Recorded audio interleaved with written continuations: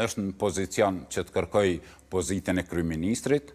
Sepse nga ana e LDK-s ka pasur. Ka pas, mirë po ka të drejtë çdo subjekt politik, por ne në këtë rast nuk e kurrëzojmë, ka deklaruar edhe zoti Haradinaj, por edhe ne kemi vendosur në kryesi, edhe në Këshill Drejtues, që mos kurrëzohet me pozita sa i përket krijimit të qeverisë.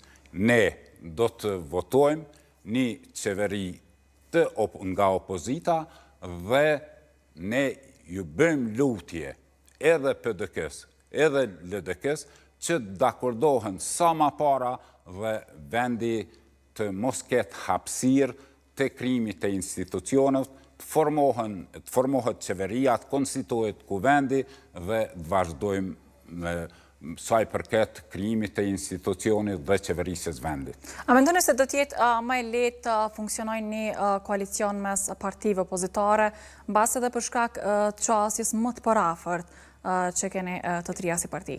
Unë mendoj që është shumë më lehtë dhe është më arsyeshme, sepse edhe qytetarët e kanë dhënë votën shumicë sa i përket opozitës, dhe kështu që nëse marrëme edhe me numra, do thotë opozita numëron 52 deputet, që është shumicë në këtë rast, dhe me komunitetet jo shumicë, që është në këtë rast jo me listën serbe, por me komunitetet më të vogla. Po, do të krijohet një qeveri që i numëron dikun 62 deputet dhe është e mjaftueshme që të funksionojë dhe të jetë e qëndrueshme.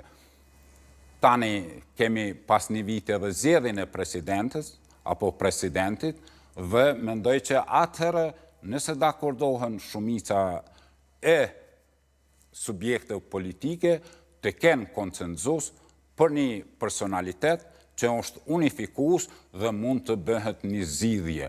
Nëse jo, atëherë patjetër që duhet vendi të shkojë në zgjedhje të parakohshme. Qartë, dua t'ju pyes edhe gjithashtu për pjesën e krizës, le ta quajmë kështu,